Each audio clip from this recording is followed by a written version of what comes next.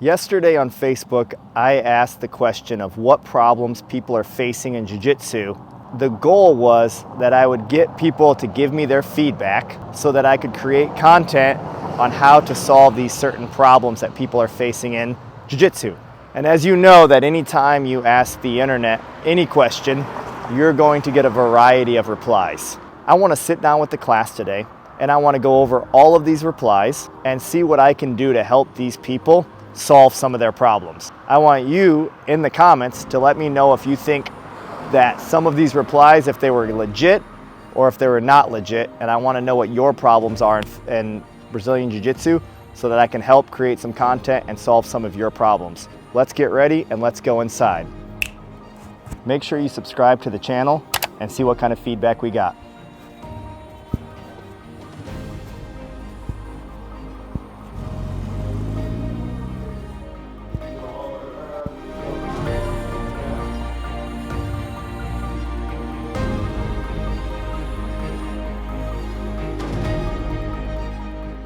What are some problems you are having with your Brazilian Jiu-Jitsu? We're going to create some problem-solving content. Let's start with problem 1. Blake McNeely, submitting you. Andrew, this is a universal problem. Jacob, I swear. What do you swear on? It's a universal problem. Josh King, fresh from Brazil.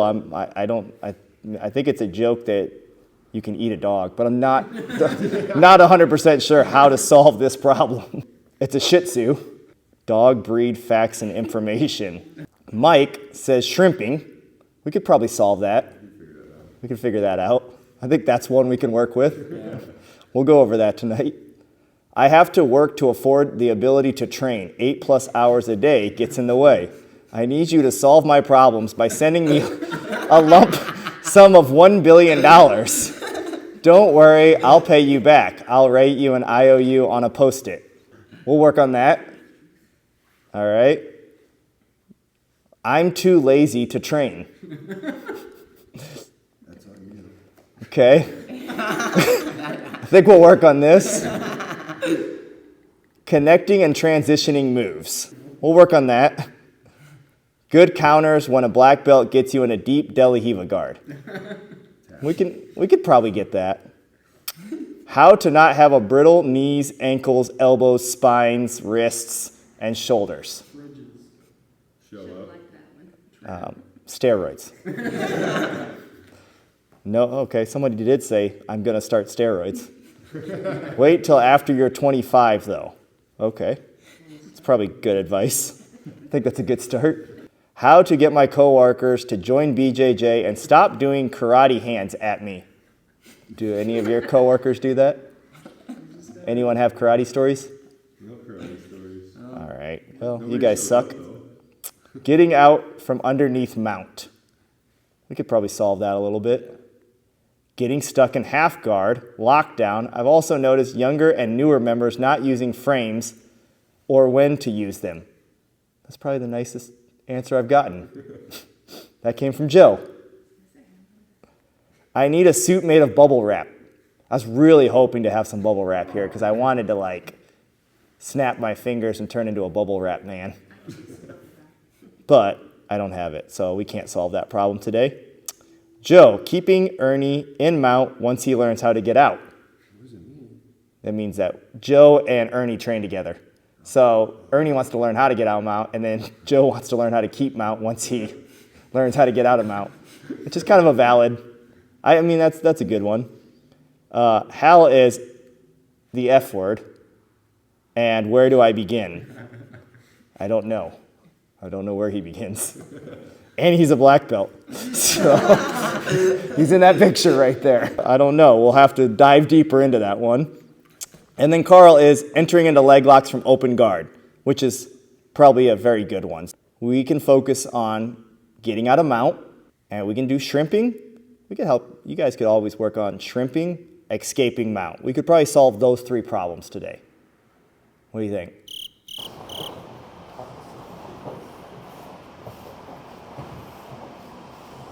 Make sure you take your toes and you're bringing your toes as close to your butt as you can so that your hips start to come up. Make sense? I want up, if I use my heels, this is as kind of far as I can go, and like it's really hard on my knees. Where if I bridge, right, using my toes, okay? The next thing that I want to think about doing is I want to bridge up, and then I want to think about like somebody is sitting on my chest, and I want to push them down. And then I want to pull myself back in, and I want to learn how to walk with my toes. I'm not just shrimping to escape, I'm also learning how to use my body and maneuver while being on my back, right? So it's not just the explosive motion of escaping, it's the explosive motion of pushing, right? And then pushing. And then getting up, right? Make sense? What I want you guys to work on is bridge your hips up, okay? Somebody's on top of you, you're pushing them away, okay? Bring your toes back in, bridge your hips up, bridge away, come to your knees where your hands are never being used, they're protecting your face the whole time, all right? Then put your shoulder back down, right? If you notice too, I'm trying to keep my hips up the entire time. I'm not letting my hips go back to the ground, okay? Push, push, come up. Make sense? Practice that, keeping your toes doing all the work, your bridging, being able to come up, and always having your hands being able to frame, push away, escape, whatever you need to do. Todd Wells did not show up to class today. Just a public service announcement, so we'll send him his fine in the mail. And that in and of itself is a mountain escape. Correct. So that's where we're going to go next. So you felt like a better bridge? Okay. Okay. We'll go over some mount escapes here in a second. So, a couple different things that I want to look at from getting out of mount. One thing is that I see a lot of people, are your hips flat on the mat? Right? Or are you on the side? Okay? And not fully on the side where you like expose your back. So I want to think about it like this. This shoulder can't cross this center line. This shoulder can't cross this center line. If that happens, he can start to chase my back. That makes sense? So no matter what, when I'm going to shrimp, I don't ever want to shrimp where he can put his body down on this shoulder and then start chasing my back. That's a no-no. So you need to just be aware of these things when you're doing them, okay? I need to make sure that my shoulder's here and that there's no way that he can drop his weight down and start to actually expose my back. Okay, so be aware of like where you're shrimping and when you're escaping, what you're kind of exposing yourself to. Make sense? When I'm shrimping, don't over shrimp and overexpose your shoulder. All right? The next thing is I like to get my toes. Look at when I'm here like this, how he's sitting. Okay? And then when I take my toes to my butt, now look how he's sitting. He's sitting up higher, right? His weight distribution's kind of coming up higher. And now like what I like to do is I like to try to take one knee and constantly be pushing his hips forward. Okay? I'm doing all these little things before I ever try to escape, because here's the thing, if I just go for the escape and he times it and he catches it and he settles me back down, I keep losing energy and I'm missing the window every time I do it. Being on my toes, okay? Getting my elbows in. So my hands are in, my elbows are in. Getting on my hip just a little bit. Now when he tries to sit down, right? See how he's sitting on my hip?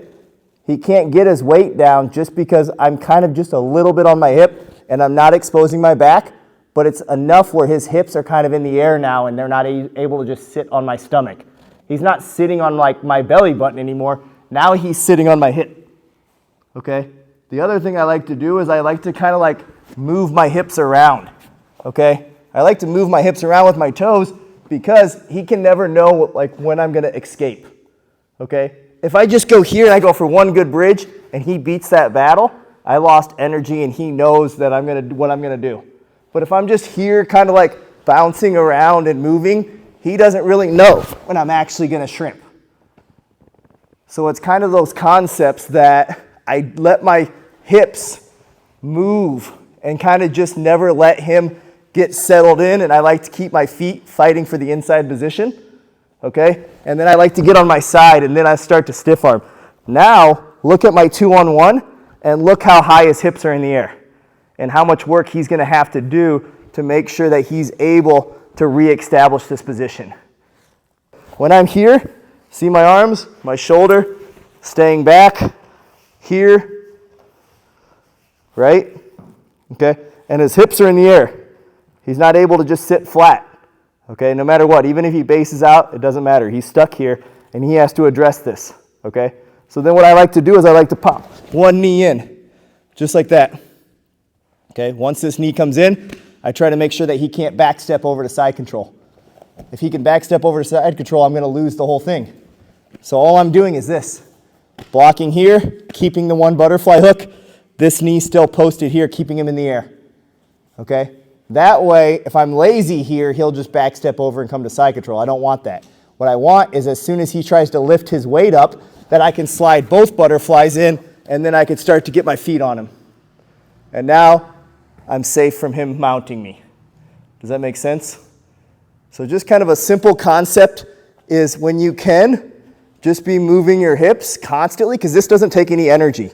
It doesn't take energy for you guys to just be sliding around so that your opponent never gets comfortable timing what you're doing, right? Then, when I'm ready, I'm gonna shift where I get on my hip just a little, so he's sitting on my hip instead of sitting straight on me, okay? Then when I actually push, slide the knee in, right? Then I'm here, trapping that, okay? I can lift that up and then slide both in, or I can lift that up and then come back and get up to seated guard. So let's practice that a little bit and just see what you guys think about that. Like, think about keeping your toes close and see how high their heels are. Think about stiff arming their leg. Think about staying on your side and see if that kind of helps you easily escape that mount position more. Nice hair. Oh, there's a bald spot in the back. What? Yeah, you did not. He's like, he says that. Let's see it. It's right here. I have a mirror every day. What I like to do is once I have this, right? Yeah. I like to take this and lift. That's what you did, yeah. Right? I lift it up and then it allows me to come out. Yes, sir. That's So, what I was. Try that. You just got to make sure that when you're lifting that, you don't let them, like, if you're lifting my leg, right, that I don't back step over and come into side control. Because then, yes, you're out of mount, but now you're in another dominant position. And the worst thing to do is let your opponent go from one dominant position to the other. Yeah. We want to get back to a guard where we can go on the offense. That is all the problem solving we're going to do for today. Hopefully that solved some problems and causes world peace somewhere around the world. I appreciate you guys following the video, and make sure you leave some problems in the comments.